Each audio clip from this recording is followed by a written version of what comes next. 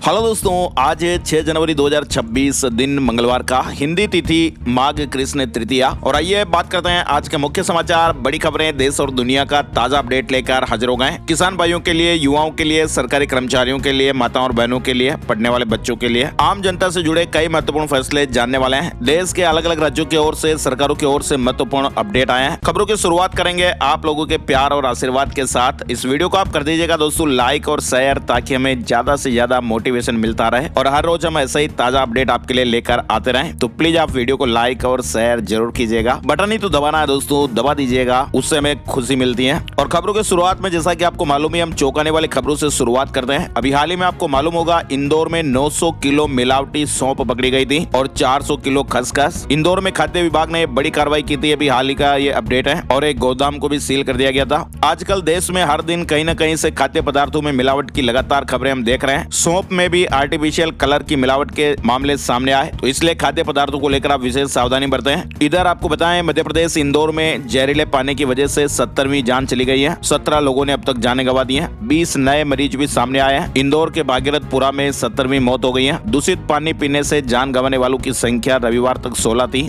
अब एक और बढ़ गई। इसके अलावा इंदौर में 516 बोरिंग का पानी यूज करने पर रोक लग गई है। 17 मौतों के बाद अब लोग डर रहे हैं और कह रहे हैं कि अब आरओ लगाएंगे। इंदौर के भागीरथपुरा में अभी भी यहाँ पर लोगों में नर्मदा और टैंकर के पानी को लेकर डर का माहौल सा है और ऐसे में इस इलाके में अब आरओ की डिमांड काफी बढ़ गई है। कई लोग अपने घरों में आरओ भी लगवा रहे हैं। लोग ये कह रहे हैं कि भाई कई जगह पर टैंकरों में भी गंदा पानी आ रहा है और कई लोगों की जानें चली गई। कई सारे लोग बीमार है, इसलिए घरों में आरओ लगाए जा रहे हैं। इधर भागीरथपुरा में बोरिंग का पानी भी दूषित पाया गया। मामला सामने आने के बाद शहर में बोरिंग के पानी के सैंपल भी लिए गए थे। 35 सैंपल फेल हो चुके हैं, मतलब इनका पानी पीने योग्य नहीं पाया गया। और ऐसे में इलाके के 516 बोरिंग के पानी के यूज पर भी प्रतिबंध लगा दिया गया है, जिसमें 400 प्राइवेट बोरिंग और 116 सरकारी बोरिंग है। इसके अलावा 112 पानी की टंकियों, नलों का पानी और बोरिंग के भी सैंपल लिए गए। अब इनकी जांच की जाएगी। 29 दिसंबर को यह मामला सामने आने के बाद से इलाके में डर सा माहौल बन रहा है। पीने का पानी है ना दोस्तों, पिएंगे नहीं तो फिर क्या करेंगे। इधर आप देखिए, मध्य प्रदेश के भोपाल से एक बड़ी दर्दनाक खबर भी सामने आ रही है। भोपाल के एक 26 साल के सॉफ्टवेयर इंजीनियर की मसूरी में कार्डियक अरेस्ट से जान चली गई। परिवार में वो इकलौते बेटे थे और करीब 3 साल से वो दिल्ली से सटे गुरुग्राम में रहकर प्राइवेट कंपनी में जॉब कर रहे थे। नए साल में अपने दोस्तों के साथ मसूरी घूमने के लिए गए और वहाँ बर्थडे पार्टी के बाद अपने रूम में सोए और फिर सुबह उठे ही नहीं। चलिए उत्तर प्रदेश से बड़ी खबर देखिए आप। झांसी में बुर्के और घूंघट वाली महिलाएं नहीं खरीद पाएंगी गहने, दुकानों पर पोस्टर लगने लगे हैं। कारोबारी ये कह रहे हैं कि भाई चोरों को पहचान नहीं पाते हैं। झांसी में चोरों की बढ़ती घटनाओं को लेकर सराफा व्यापार मंडल ने एक अनोखा लेकिन सख्त फैसला लिया है। अब चेहरा टक्कर आने वाले ग्राहकों को गहने नहीं बेचेंगे। महिला ग्राहक चाहे बुर्के में हो या फिर घूंघट में या फिर पुरुष ने नकाब पहना हो, किसी को भी ज्वेलर्स गहने नहीं दिखाएंगे। अगर गहने देखने या खरीदना है तो फिर पहले चेहरे से नकाब, बुर्का और घूंघट हटाना पड़ेगा।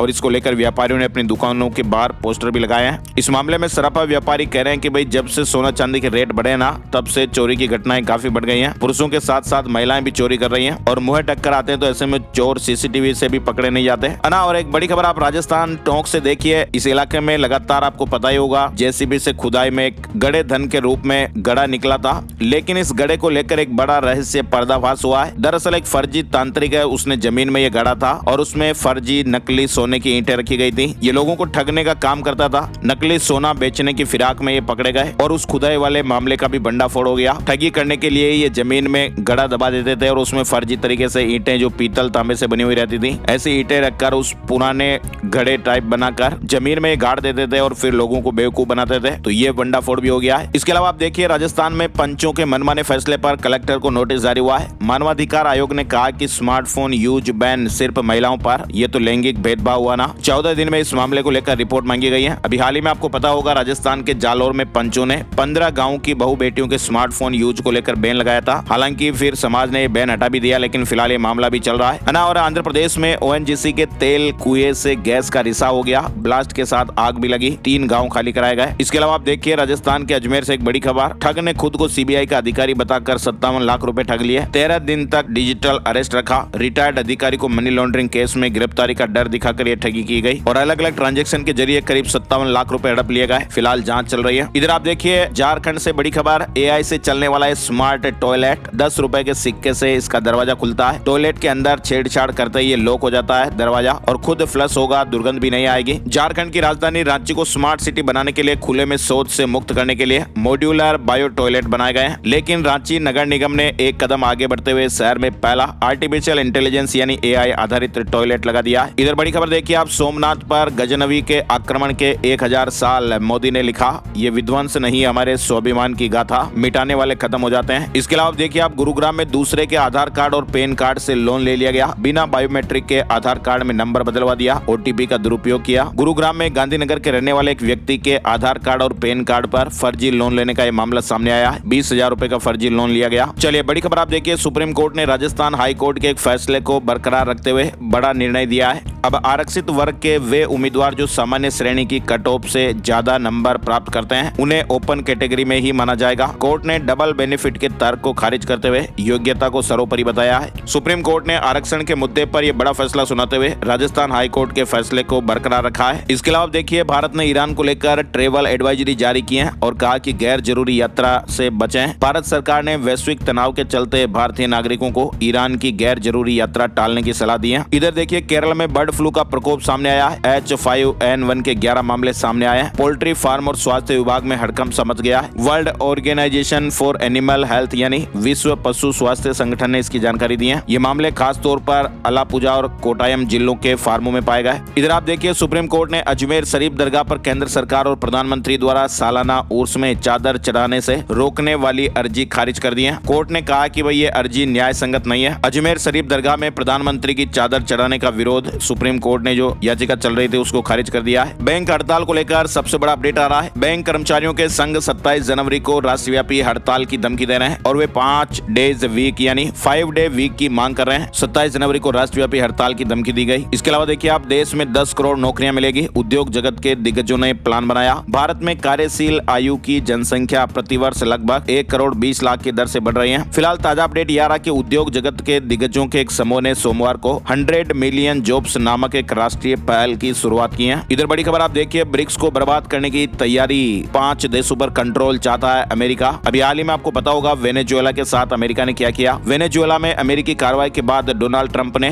ग्रीनलैंड, क्यूबा, कोलंबिया, मेक्सिको और ईरान पर एक्शन लेने के संकेत दिए हैं। ब्रिक्स में शामिल कई देशों ने विरोध जताया है। वेनेजुएला पर हमले के बाद ब्रिक्स देशों ने प्रतिक्रिया दी है और ब्राजील के राष्ट्रपति लूला ने भी अमेरिकी हमले को खतरनाक मिसाल बताया। चीन ने भी कहा कि अंतर्राष्ट्रीय कानून का उल्लंघन है। इसके अलावा चीन के साथ बढ़ते तनाव को देखते हुए अमेरिका प्रशांत क्षेत्र में द्वितीय विश्व युद्ध के समय के एयर और नेवल बेस दोबारा एक्टिव कर रहा है। अब ऐसा में तो ये लग रहा है दोस्तों कि अब चीन को सबक सिखाने की तैयारी हो रही है और अमेरिका द्वितीय विश्व युद्ध वाले मिलिट्री बेस को ओपन कर रहा है, खोल रहा है। चीन के साथ संभावित तनाव को देखते हुए अमेरिका अपनी सैन्य तैयारी को तेज कर रहा है। इधर वेनेजुएला पर अमेरिका का दावा कि हमारा गोलार्ध रूस और चीन ने अपराध बताया है। वेनेजुएला संकट ने वैश्विक राजनीति को भी दो फाड़ कर दिया है। एक और अमेरिका इसे अपनी राष्ट्रीय सुरक्षा का मुद्दा मानकर मादुरो सरकार को अवैध ठहरा रहा है, तो दूसरी ओर रूस और चीन इसे संप्रभुता का उल्लंघन और अंतर्राष्ट्रीय कानून के खिलाफ बता रहे हैं। इधर आप देखिए, वेनेजुएला के राष्ट्रपति की न्यूयॉर्क कोर्ट में पेशी होगी। वेनेजुएला के राष्ट्रपति ने कहा कि मैं सभ्य व्यक्ति हूँ, मुझ पर लगे सभी आरोप गलत हैं। फिलहाल इस मामले में अगली सुनवाई 17 मार्च को होगी। वेनेजुएला के राष्ट्रपति निकोलस मादुरो को न्यूयॉर्क कोर्ट में पेशी हुई और उन्होंने अदालत में खुद पर लगे सभी आरोपों को गलत बताया है। मादुरो ने कहा कि उन्होंने कोई अपराध नहीं किया है। इधर आप देखिए, डोनाल्ड ट्रंप ने ग्रीनलैंड पर कब्जा करने की बात दोहराई है और कहा कि देश की सुरक्षा के लिए जरूरी है। वहीं डेनमार्क के प्रधानमंत्री ने कहा कि धमकियां देना बंद करे अमेरिकी राष्ट्रपति। अमेरिकी उपराष्ट्रपति JD वेंस के घर पर हमला हुआ, खिड़कियां टूट गई, पुलिस ने एक संदिग्ध को पकड़ा है। फिलहाल हमले का मकसद साफ नहीं हो पाया है। ईरान में हालात बेकाबू हो रहे हैं। सुप्रीम लीडर खामेनेई रूस भागने की प्लानिंग कर रहे हैं, ऐसी अपडेट खबरें आ रही हैं। कुल मिलाकर ईरान में अब दिन ब दिन विरोध प्रदर्शन बढ़ता जा रहा है और अब इसी बीच खुफिया रिपोर्ट भी सामने आई है। अगर देश में सर्वोच्च नेता अयातुल्ला अली खामेनेई का शासन गिर जाता है तो वो मास्को भाग सकते हैं।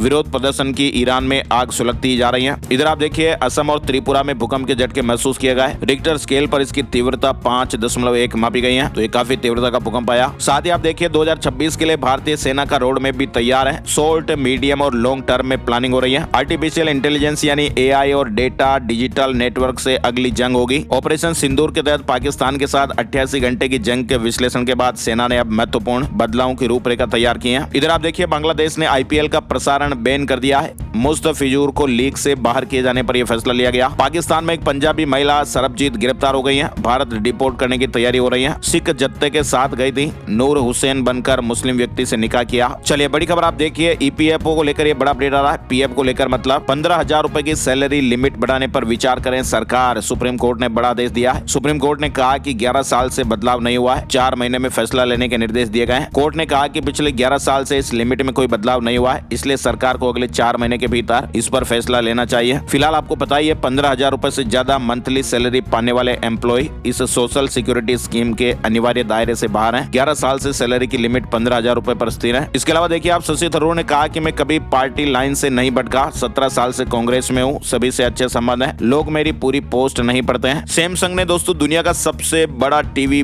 पेश किया है। 130 इंच का टीवी है और इस टीवी में ग्लेयर फ्री तकनीक लगाई गई। धुंधली तस्वीरों को भी एआई साफ बना देगा। दुनिया के सबसे बड़े टेक्नोलॉजी शो CES 2026 की शुरुआत से पहले सैमसंग ने लास वेगास में दुनिया का सबसे बड़ा 130 इंच का माइक्रो RGB टीवी पेश किया है और इसका साइज दोस्तों इतना बड़ा है कि इसे संभालने के लिए कंपनी ने एक बड़ा मेटल स्टैंड भी साथ में दिया है। इसके अलावा LG ने दीवार पर चिपकने वाला वॉलपेपर टेलीविजन पेश किया है। ये नया टेक्नोलॉजी शो हो रहा है और इसमें नए नए प्रोडक्ट देखने को मिलेंगे। बड़ी खबर, पश्चिम बंगाल की मुख्यमंत्री ममता बनर्जी ने सोमवार को कहा कि वे राज्य में वोटर लिस्ट के स्पेशल इंटेंसिव रिवीजन यानी SIR के दौरान हुई मौतों के मामले में कोर्ट जाएगी। उन्होंने कहा कि मंगलवार को इसे लेकर अर्जी दायर की जाएगी। साथ ही ममता बनर्जी ने आरोप लगाया कि चुनाव आयोग व्हाट्सएप पर चलाया जा रहा है। उन्होंने कहा कि मैं ट्रेंड वकील हूं और खुद पैरवी करूंगी। इधर बड़ी खबर देखिए, दिल्ली विधानसभा में आम आदमी पार्टी के 4 विधायक 3 दिन के लिए सस्पेंड किया गया है। शीतकालीन सत्र के पहले दिन LG के भाषण में हंगामा हुआ। आम आदमी पार्टी का प्रदूषण को लेकर प्रदर्शन देखने को मिला। साथ ही आप देखिए, मोहम्मद शमी को चुनाव आयोग का नोटिस, SIR फॉर्म में गड़बड़ियां मिली हैं। यूपी में जन्मे क्रिकेटर और उनके भाई पश्चिम बंगाल में वोटर। इधर वैभव सूर्यवंशी की 19 बॉल पर 50 लगी है, 10 छक्कों के सारे 68 रन बनाए। साउथ अफ्रीका अंडर 19 को 2 विकेट से हराया है। IIT गुवाहाटी को एक बड़ी उपलब्धि हासिल हुई है। सूर्य प्रकाश से मेथनॉल ईंधन बनाने की टेक्नोलॉजी खोजी गई। ये पेट्रोलियम पर निर्भरता कम करेगी, कार्बन उत्सर्जन घटाएगी और विदेशी मुद्रा बचाएगी। इधर आप देखिए, कोल इंडिया के अधिकारियों के लिए गुड न्यूज आई है। ग्रेच्युटी में 25% की बढ़ोतरी हुई है। सेवानिवृत्त कर्मचारियों को एरियर मिलेगा। कोल इंडिया प्रबंधन ने अधिकारियों की ग्रेच्युटी सीमा में 25% की बढ़ोतरी की है, जिससे अब ये 20 लाख से बढ़कर 25 लाख रुपए हो गई है। ये निर्णय DA के 50% से अधिक होने और DP वेतन पुनरीक्षण दिशा निर्देशों के तहत लिया गया है। 1 अक्टूबर से प्रभावी इस बढ़ोतरी से लगभग 17,000 अधिकारियों को लाभ मिलेगा और सेवानिवृत्त हुए अधिकारियों को एरियर भी मिलेगा। मौसम से जुड़े महत्वपूर्ण अपडेट में आप देखिए, केदारनाथ में सीजन की दूसरी बर्फबारी शुरू हुई है। -17 डिग्री टेम्परेचर पहुंच गया। हिमाचल प्रदेश के भी ऊंचे पहाड़ों पर बर्फबारी देखने को मिल रही है। सोलंग नाला में वाहनों की आवाजाही रोकनी पड़ी। शीतलहर और कोहरे का डबल अटैक देखने को मिल रहा है। 19 जगहों पर तापमान 5 डिग्री से भी नीचे रहा। इसके अलावा देखिए आप, मध्य प्रदेश में कड़ाके की सर्दी पड़ रही है और 24 जिलों में स्कूलों में छुट्टियां घोषित कर दी गई हैं। 4 जिलों में स्कूल की टाइमिंग में बदलाव हुआ। इसके अलावा जयपुर समेत राजस्थान के भी 20 जिलों में सर्दी से स्कूलों में छुट्टी घोषित हो गई है। कोटा में आंगनबाड़ी केंद्र भी 14 जनवरी तक बंद रहेंगे। माउंट आबू में पारा शून्य है। राजस्थान के कौन कौन से जिलों के स्कूलों में छुट्टी रहेगी, अपडेट आप यहाँ देख सकते हैं। बिहार में भी बर्फीली हवाओं ने कनकनी बढ़ा दी है। 28 जिलों में कोल्ड डे का अलर्ट रहेगा। 8वीं तक के कई जिलों में स्कूल बंद कर दिए गए हैं। साथ ही दिल्ली भी सर्द हवाओं का सितम सहेगी। 3 दिन तक तेज हवाएं चलने का अनुमान है। कोहरा भी तंग करेगा। मौसम विभाग ने कहा कि दिल्ली में भी आने वाले दिनों में ठंड से राहत मिलने की उम्मीद फिलहाल कमी है। 8 जनवरी तक ठंड और बर्फीली हवाओं से ठिठुरन बढ़ेगी। इधर आप देखिए, राजस्थान से जुड़े महत्वपूर्ण अपडेट में सुप्रीम कोर्ट ने कहा कि पंचायत निकाय चुनाव 15 अप्रैल से पहले करा दें। पंचायत परिसीमन पुनर्गठन प्रक्रिया को चुनौती देने वाली याचिका को खारिज कर दिया है। सुप्रीम कोर्ट ने राजस्थान सरकार से कहा कि वे पंचायत निकाय चुनाव निर्धारित समय सीमा के भीतर अनिवार्य रूप से कराएं और ये पूरी प्रक्रिया 15 अप्रैल 2026 तक पूर्ण करें। सुप्रीम कोर्ट ने राजस्थान में पंचायत परिसीमन को मंजूरी दे दी है। राजस्थान में देखिए आप, आयुष विभाग में लेक्चरर भर्ती एग्जाम कंप्यूटर पर ऑनलाइन होगा। RPSC ने मॉक टेस्ट की सुविधा दी है। राजस्थान में शिक्षा विभाग ने ऐप तैयार किया है। 9वीं से 12वीं के विद्यार्थियों के लिए माई कैरियर एडवाइजर ऐप बनाया गया है। 1500 से अधिक कैरियर विकल्प मिलेंगे। विद्यार्थियों को भविष्य के लिए बेहतर तैयारी करने और सही कैरियर चुनने में मदद के लिए शिक्षा विभाग ने माई कैरियर एडवाइजर नाम का मोबाइल ऐप लॉन्च किया है। राजस्थान में वनपाल के 259 पदों पर भर्ती। इधर आप देखिए, राजस्थान में जहां पर रहस्यमय गड्ढा मिला था, वहां पर रात में अब लोग बाग खजाना तलाशते मिल रहे हैं। JCB से अलग अलग जगहों पर गड्ढे करके खुदाई कर रहे हैं। वहीं तहसीलदार ने कहा कि कार्रवाई की जाएगी। और फिलहाल दोस्तों, इस पूरे मामले का भंडाफोड़ हो गया कि कोई फर्जी तांत्रिक था जिसने गलती से यहाँ पर लोगों को ठगने के लिए वो गड्ढा अंदर रखा था और फिर वो लोगों को बेवकूफ बनाकर ठगने की कोशिश करता था। फिर भी गांव वालों को विश्वास हो रहा कि यहाँ तो गड्ढा निकला और जमीन में गड़ा हुआ धन अपने को भी मिल जाए।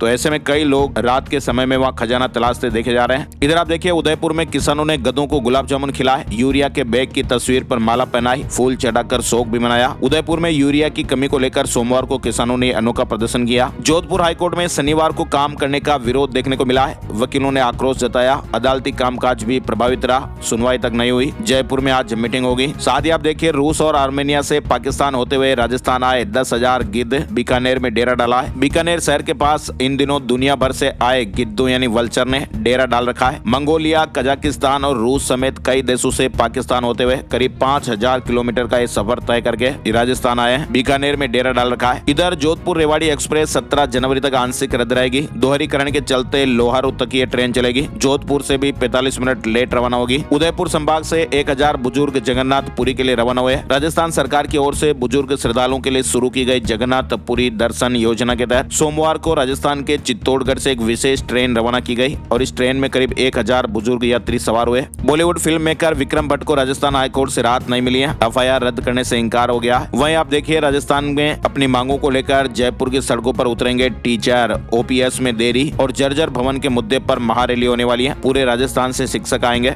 अखिल राजस्थान राज्य कर्मचारी संयुक्त महासंघ के बैनर तले 12 जनवरी को जयपुर में शिक्षकों की विभिन्न मांगों को लेकर महारैली होगी। राजस्थान से एक और बड़ी खबर आ रही है। राजस्थान प्रदेश के हीमोफीलिया मरीजों के लिए राहत की खबर आई है। अब उन्हें रोज या बार बार महंगे इंजेक्शन नहीं लगवाने पड़ेंगे। चिकित्सा विशेषज्ञों की रिसर्च में सामने आया कि नॉन फैक्टर दवा एमिसिजुमेब न केवल पहले की तुलना में कई ज्यादा असरदार है। फिलहाल हीमोफीलिया मरीजों को दिए जाने वाले फैक्टर बेस यानी बाईपासिंग एजेंट इंजेक्शन बहुत महंगे हैं, लेकिन अब रोज नहीं 7 दिन में इंजेक्शन लगेगा। इसके अलावा आप देखिए, मध्य प्रदेश से अपडेट 13 लाख लोगों को मिलेगा 50,000 रुपए तक का लोन। पीएम मोदी की महत्वाकांक्षी PM स्वनिधि योजना के हितग्राहियों को अब मध्य प्रदेश सरकार 14% ब्याज दर पर लोन देने की तैयारी कर रही है। और इसके अलावा जिन ग्राहकों को बैंकों ने ब्याज की रकम काटकर लोन दिया था, उन्हें अब ये राशि वापस लौटाई जाएगी। एम्स भोपाल से उड़ान भरेगी एयर एम्बुलेंस। 300 बेड का कैंसर हॉस्पिटल। अब एम्स भोपाल से ही एयर एम्बुलेंस के लैंड और टेक ऑफ कराने की तैयारियां चल रही हैं। उज्जैन में अब लग रहे हैं सोलर ट्रैफिक सिग्नल। सिंहस्थ की तैयारियां हो रही हैं। AI से कंट्रोल होंगे और बिजली चले जाने पर भी ट्रैफिक नहीं रुकेगा। यानी उज्जैन में अब ट्रैफिक सिग्नल सौर ऊर्जा से संचालित होंगे। सिंहस्थ 2028 और भविष्य की जरूरतों को देखते हुए उज्जैन की यातायात व्यवस्थाओं को भी आधुनिक बनाया जा रहा है। इधर आप देखिए, बैंकों में 5 डे वीक वर्किंग की मांग को लेकर भोपाल में भी धरना प्रदर्शन हुआ। छत्तीसगढ़ में 17 ASI का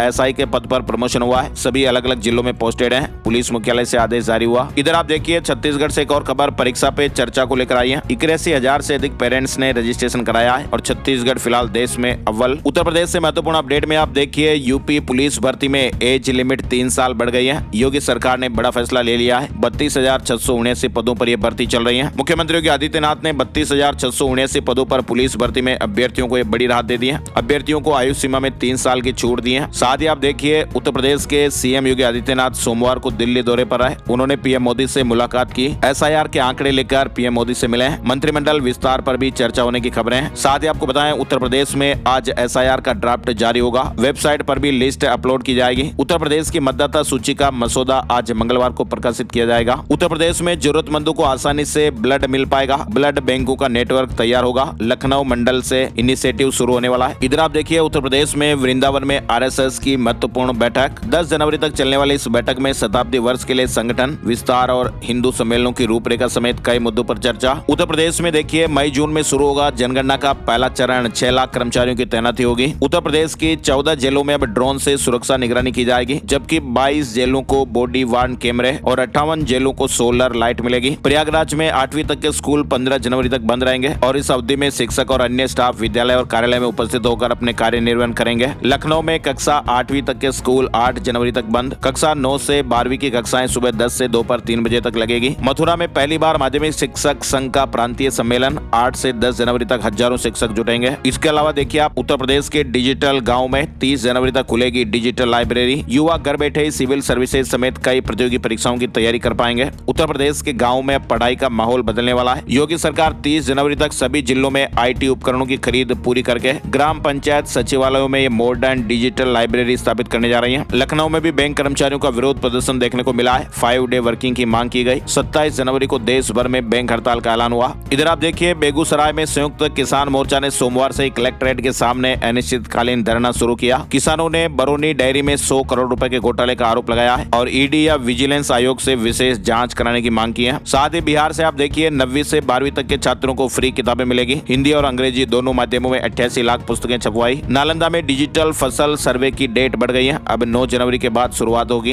10 लाख से अधिक प्लॉटों का सर्वेक्षण होगा। बिहार में आप देखिए राज्य के 30 बस डिपो में कैंटीन खुलेगी। 30 रुपए में आलू और सत्तू पराठा मिलेगा। जीविका दीदियां संचालन करेगी। 3 लाख यात्रियों को सस्ती दर पर भोजन की सुविधा। अच्छा, इसके अलावा बड़ी खबर आप देखिए, बिहार में उप मुख्यमंत्री विजय सिन्हा ने भागलपुर में भू माफिया और अधिकारियों की लापरवाही पर कड़ी चेतावनी दी है। उन्होंने सीओ को लंबित मामलों में तुरंत फैसला सुनाने और नवगछिया एसपी को भू माफिया की सूची बनाने के निर्देश दिए हैं। उप मुख्यमंत्री ने कहा कि यह तो सिर्फ शुरुआत है और मार्च के बाद भू माफियाओं पर बड़ी कार्रवाई होगी। साथ ही आप देखिए स्वास्थ्य पर बिहार सरकार का बड़ा फैसला, सभी सरकारी हॉस्पिटल अब स्पेशलिटी बनेंगे। झारखंड से बड़ी खबर देखिए, सिंगल विंडो पोर्टल में निबंधन कराने की रूपरेखा तय हो गई है। अब झारखंड में सभी उद्योगों को उद्योग विभाग से निबंधन कराना अनिवार्य होगा। अगले 1 महीने में राज्य के सभी उद्योगों को उद्योग विभाग से निबंधन करा लेना होगा। झारखंड में आप देखिए +2 में अपग्रेड हो जाएंगे 10वीं तक के 1711 हाई स्कूल। इंटर की पढ़ाई के लिए बन रहा हाई स्कूलों के अपग्रेडेशन का प्रस्ताव बन रहा है। 10वीं तक के जो स्कूल है वो 12वीं तक हो जाएंगे। हरियाणा में मनरेगा को लेकर सड़कों पर उतरेगी कांग्रेस। स्टेट लेवल मीटिंग में यह फैसला हुआ, लेकिन इसी बीच पंजाब में वीबी रामजी के खिलाफ प्रस्ताव पर सीएम सैनी भड़क गए। उन्होंने कहा कि ये भ्रम फैला रहे हैं, इनकी पंचायतों में 10,000 से अधिक घोटाले हुए। हरियाणा में विकास कार्यों की मॉनिटरिंग कराएगी सरकार। हाई लेवल कमेटी का गठन किया गया है। सीएम के एपीएस ओएसडी को जिम्मेदारी दी गई है। 15 दिन में रिव्यू होगा। पंचकुला में प्राइवेट प्ले वे स्कूलों का पंजीकरण अनिवार्य होगा। रिकॉर्ड की जांच शुरू हो गई है। साथ ही आप देखिए पंजाब स्कूल शिक्षा बोर्ड ने शैक्षणिक सत्र 2026-27 के लिए स्कूलों की मान्यता और नवीनीकरण को लेकर भी आदेश जारी किया है। तय समय सीमा के भीतर आवेदन करना है। अंतिम तिथि 30 अप्रैल तय की गई है। पंजाब में 12 तारीख को टोल फ्री कराएंगे। पटियाला में क्रांतिकारी किसान यूनियन की बैठक हुई। इसमें किसानों ने 16 जनवरी को देशव्यापी धरने को सफल बनाने के लिए जी जान से जुटने को कहा है। साथ ही 12 जनवरी को टोल फ्री करने के प्रस्ताव पर भी चर्चा हुई। सीएम धामी ने कहा कि लैंड जिहाद से छुटवाई 10,000 एकड़ जमीन।